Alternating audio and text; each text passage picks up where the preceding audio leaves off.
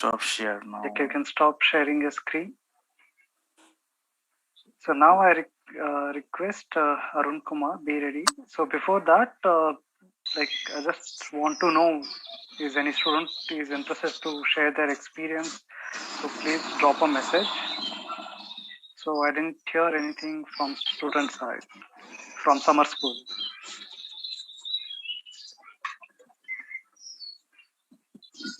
Okay, Mr. Arun Kumar, you can start your presentation. And the next presentation is from Cosmology Group. Sukanta Dev, be ready. Okay, so good afternoon, everybody. Is I am audible? Yes. Hello? Yeah, okay.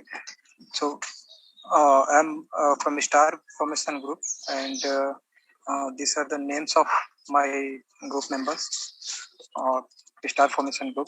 So, in first experiment, that is verifying the inverse square law using Wi-Fi signal. So in this experiment, as a hardware, we have taken two smartphones, and one smartphone with hotspot, which is as a transmitter, and other we have make it as a receiver. And receiver is for the purpose that it can receive the strength of the signal that is transmitted from the mobiles with hotspot or transmitter. So software is that is a Wi-Fi analyzer, which is installed in receiver, and procedure is that when the signal transmitted from transmitter that was received in receiver, and we how much strength of signal is received in the receiver, and what is the distance. So we measure the strength of the signal with respect to the distance, and these are the observation tables, and we have observed the strength of the signal in the receiver at a particular interval of distances, and that is 5 centimeter, 10 centimeter, 20 centimeter, like this. And by using this data, we have plotted a graph between distance and log of power. So this will perfectly verify the inverse square law. So here in this diagram, in plot, we have shown that with respect to distance, the strength of the signal is going on decreasing. So what I have understand by this experiment, that whatever may be the distances or whatever may be the interval, I think it does not depends upon the interval of distances, or what may be the distance that it is smaller or it is larger, but inverse square law can be perfectly verified for any distances. So if we take any distances, and at that distance we can record the strength of the signal received or power, and plotted a graph that can verify the inverse square law that was already shown in the electric field and magnetic fields. So next experiment is effect of putting a reflector at the back of the antenna.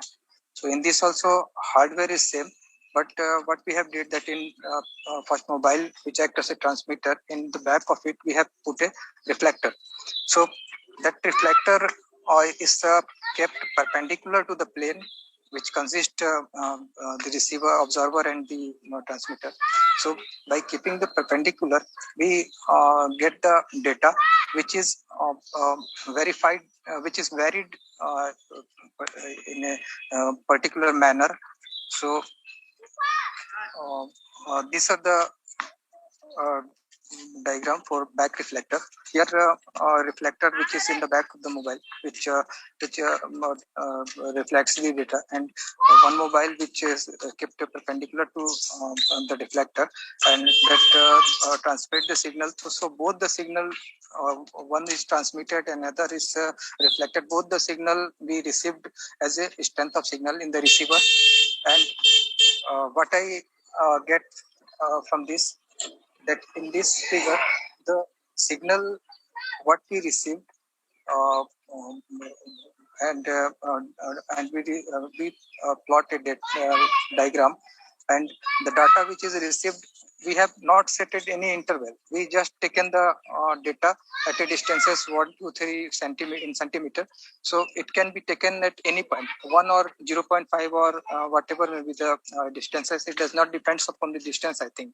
Maybe it does not depend upon interval. It depend only on the distance. So by taking the distance and versus signal received, we have plotted again a plot, and what we get that the signal is well verified with respect to the distance, and a sine curve which is sine like curve is shown in this diagram, and this shows that the half part, what I understand by this experiment, that the strength of the signal transmitted and the strength of the signal that is reflected back from the reflector, so this both has the same strength, but maybe the signal which is reflected have to decrease its strength a little bit. It may be decreased, but what I get from this diagram, that signal is not decreasing. It's look like such that the signal transmitted directly to the receiver or from the reflector both have the same strength. That's why we are getting a sign like shape in as a result. So these are the observations what we have did. So, okay, thank you. Hello. Yes, hello. Kumar. Yeah, thank you. Okay. So these are our plots for back reflector.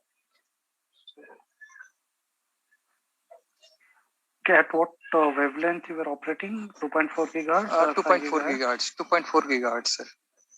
Okay. So, but sir, I think this sine curve maybe it may be more varying, I think. I think first, just plotting it on the linear scale along y-axis would show better correspondence with the sinusoidal behavior. Yeah. Okay. Okay. Particularly the low going points will roughly appear similar. Okay? Yeah. Yeah. Because sometimes they could, go sharply low, but that just means that they're going closer to zero. Yes. And each one of these points itself has some uncertainty, which we have not yet admitted. So one will have to take that into account. But sir, I have did this experiment in a rough manner, like that. The hotspot mobile is somewhere at distances of 600 meter or 700 meter, and I have installed my software in mobile, and that is 700 meter long from transmitter. Then also I have taken the data, recorded the data, and plotted the graph, and that is well. I think it is well graphed as a sine curve, and it well defines the result, I think. So when you're saying when you put your receiver farther, means I have detected the hot spot. I know, matlab somewhere is there at anywhere whose hot spot is on, and I have kept my mobile at a very long distance, so it is receiving the signal.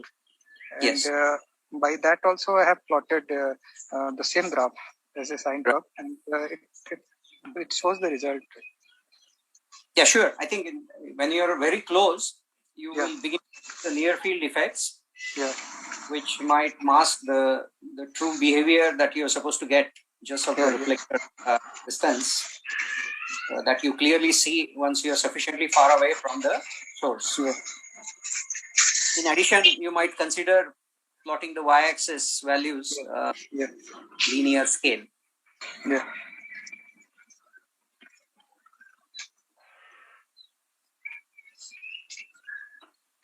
Okay. Thank you, Arun Kumar. Okay, thank you. So we'll move to the next presentation from Cosmology Group. Sukanta Dev, so are you ready with your presentation?